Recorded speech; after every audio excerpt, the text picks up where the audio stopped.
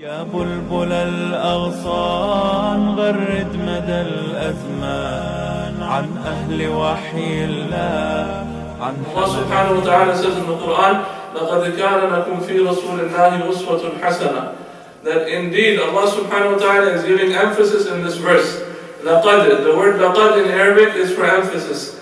لَقَدْ كَانَ لَكُمْ, that indeed for you, for us, for the ummah of Rasulullah, for humanity actually, في رسول الله, in Rasulullah, in the Messenger of Allah, indeed you can find uswatun hasana. You can find a beautiful way of life. You can find a great way of life. You can find a great and pure and wholesome and pure and great seerah and way of life to live and to spend this life. لَقَدْ كَانَ لَكُمْ فِي رَسُولِ اللَّهِ أُسْوَةٌ حَسَنَةٌ لِمَنْ كَانَ يَرْجُو اللَّهَ وَالْيَوْمَ الْآخِرِ. For the people, for the one who is hoping for Allah subhanahu wa ta'ala and the day of judgment, and the last day. وَذَكَرَ اللَّهَ كَثِيرًا, and for the person who remembers Allah subhanahu wa ta'ala in abundance. So if we are people who remember Allah subhanahu wa ta'ala in abundance, and if we are people who wish to meet Allah subhanahu wa ta'ala, to wish to witness our Creator, and we wish to be with Allah subhanahu wa ta'ala in the next life, and to witness Him, and to gain His pleasure, and if we are people who desire the akhirah, the yawm al-akhir, which is the verse is saying that the last day over this life, if we desire the akhirah over the dunya, and if we remember Allah subhanahu wa ta'ala in abundance, then indeed we will find in the way of Rasulullah sallallahu alaihi wasallam a great code of life, a very blessed code of life that we can follow. Right? But if we're not desiring to see Allah subhanahu wa ta'ala, and if our heart is not desiring Allah subhanahu wa ta'ala and His pleasure and His proximity and His qurb and His ridwan and His pleasure upon us, and if we're not remembering Allah subhanahu wa ta'ala in abundance, if we're not preferring the next life over this life, then it's going to be very difficult for us to find peace and to find an example in the way of Rasulullah sallallahu alaihi wasallam. Why? Because the example of Rasulullah sallallahu alaihi wasallam, his blessed life, was to prepare us to meet Allah. It is showing us how to prepare to meet Allah subhanahu wa ta'ala. How to live your life in such a way that Allah subhanahu wa ta'ala's pleasure will fall upon you. And how to live your life in such a way that you're always remembering Allah subhanahu wa ta'ala and remembering the akhirah, and you're always choosing the next life over this life. So this is why, my dear brothers and sisters, the solution to any of our problems, it comes back to the uswatul hasana of Rasulullah sallallahu alaihi wasallam.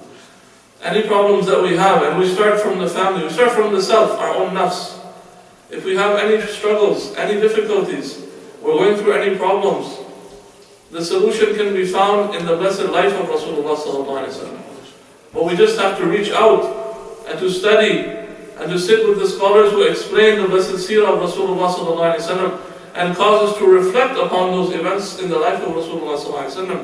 Why? Because every aspect of the life of Rasulullah sallallahu alaihi wasallam is an explanation of the Quran. Right? You know how we say that all the solution is in the Quran? Yes, it is in the Quran. But the embodiment of the Quran is the way of Rasulullah. As Sayyidah Aisha radiallahu anha, the wife of Rasulullah sallallahu alayhi wa sallam, and the daughter of Sayyidina Abu Bakr as-Siddiq radiallahu anhu, was asked by one of the companions that, please describe to me the Messenger of Allah. Describe to me the khuluq of Rasulullah, the blessed nature and the blessed character of Rasulullah sallallahu alayhi wa sallam. And Sayyidah Aisha radiallahu anha, in just one sentence, said such a profound sentence that until now the ulama keep quoting this hadith on the mimbar of Rasulullah. And she said that كَانَ خُلُقُهُ الْقُرْآنِ. She said that his nature and his character was the Quran. كَانَ خُلُقُهُ الْقُرْآنِ صلى الله عليه وسلم. So indeed the solutions to our problems, whether they be on the level of ourselves, the level of our families, the level of our communities, the level of a national level, an international level, on the level of the whole ummah, the solution lies in the uswatul hasana of Rasulullah. The blessed way, the blessed code of conduct, the blessed khuluq of Rasulullah. Why? Because it is an embodiment of the Quran. So if we want to see the Quran in motion, if we want to see the verses of Allah subhanahu wa ta'ala being acted upon in the most perfect way, and we want to see the prohibitions of Allah subhanahu wa ta'ala and those things that Allah subhanahu wa ta'ala said to stay away from, and we want to see the most perfect way in how to stay away from those things, then we look at the life of Rasulullah. He is the greatest example of every verse of the Quran sallallahu alayhi wa sallam.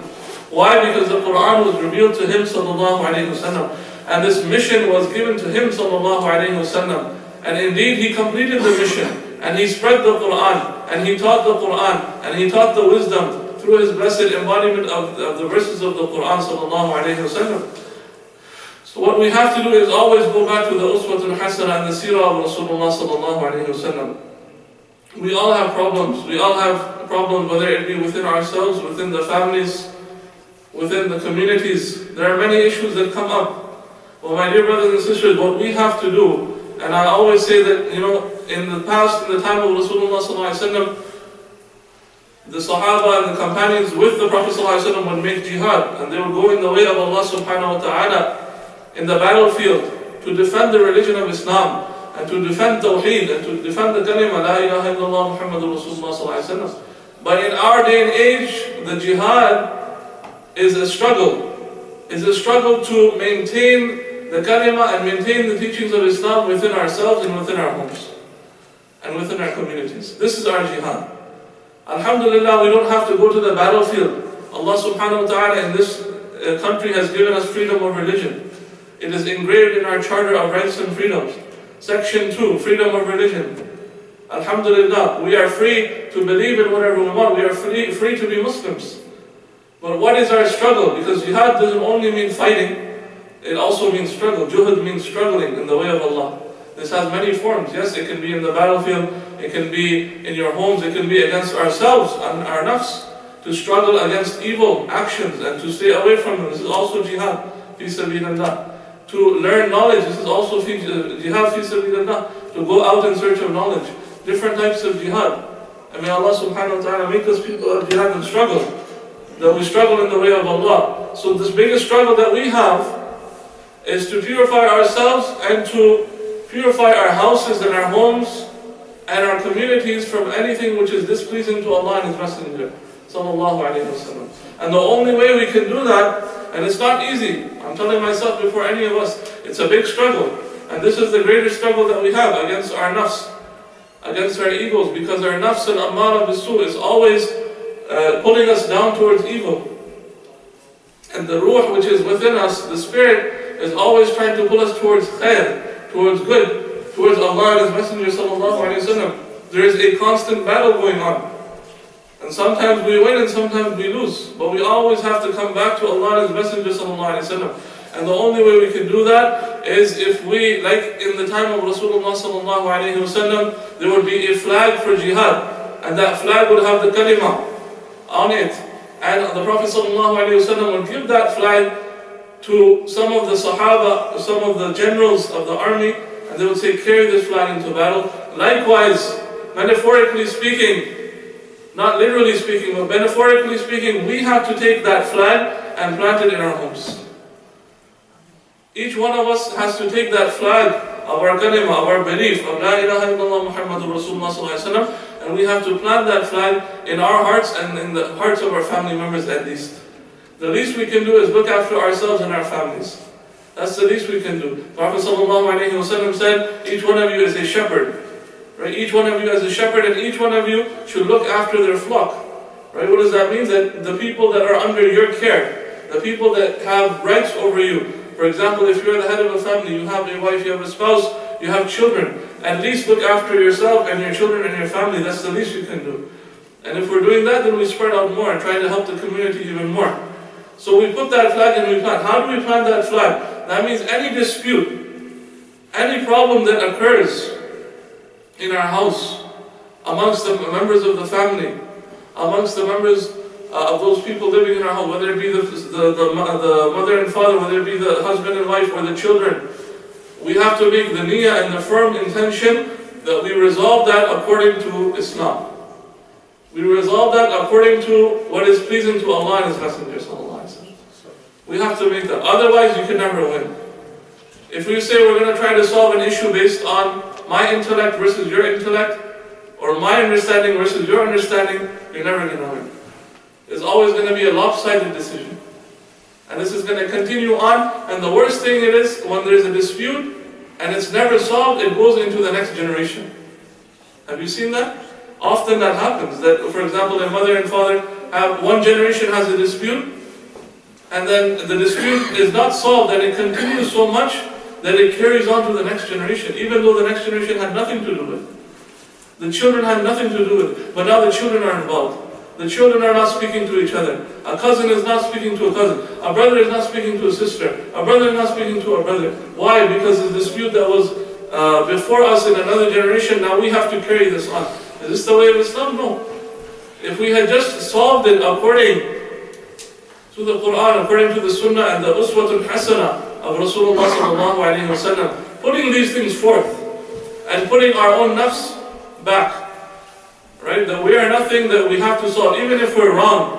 If the verse of the Quran is clear and the Sunnah of Rasulullah sallallahu alayhi wa sallam is offering the solution, then yes, I have to sacrifice my own solution in front of the solution that is offered by the Book of Allah and His Rasul sallallahu alayhi wa sallam.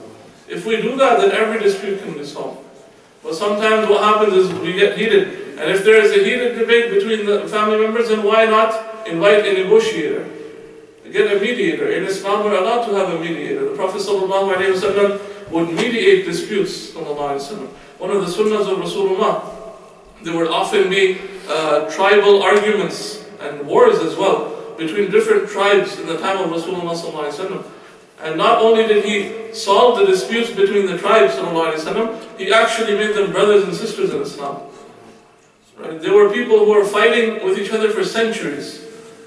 Tribal warfare, one kills the one person from a tribe, and then they revenge, they kill another person from the tribe.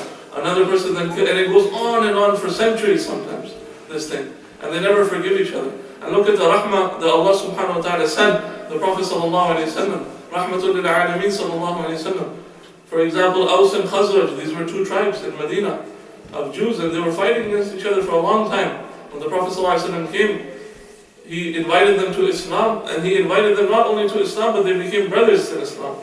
SubhanAllah, at the hands of Rasulullah sallallahu alayhi wa sallam. So, my dear brothers and sisters, may Allah subhanahu wa ta'ala give us tawfiq to look into the Uswatul Hasana, to find the solutions to our problems. And we're not going to find the solutions in any other way, right? We have to study the seerah of Rasulullah sallallahu alayhi wa sallam.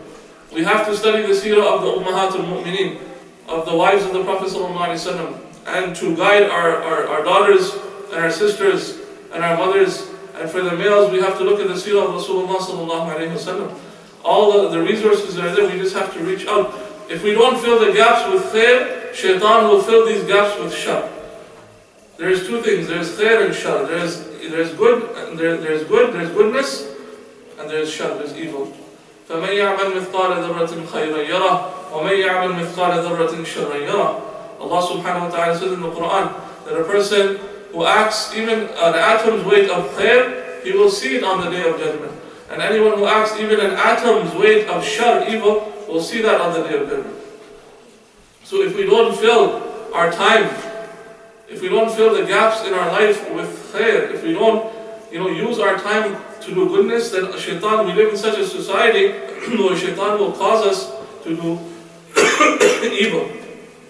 Or shaitan will try to get us to do evil. And we have to protect ourselves from that, and we have to protect our families. And indeed, Allah subhanahu wa ta'ala says, إِنَّ اللَّهَ لَا يُغَيِّرُ مَا بِقَوْمٍ حَتَّى يُغَيِّرُوا مَا بِأَنفُسِهِمْ. That indeed Allah subhanahu wa ta'ala does not change a people, does not change a qawm, a nation, unless they change themselves. Right? And we have to help each other change ourselves. This is a community. And we have to encourage, وَتَوَاصَوْا بِالْحَقِّ وَتَوَاصَوْا بِالصَّبْرِ. It's a mutual thing. Islam is mutual. We're brothers and sisters in Islam. Why? We can help each other. We remind each other of Allah subhanahu wa ta'ala, of Rasulullah sallallahu alayhi wa sallam, of the right way, of the akhirah. And we remind each other of staying away from wrong things. If we see each other falling into the negative things, we help each other. We help each other as best as we can. May Allah subhanahu wa ta'ala accept our dua. في صحبة الأبرار وصفوة الأخيار من حولهم أنوار فاضت من القرآن.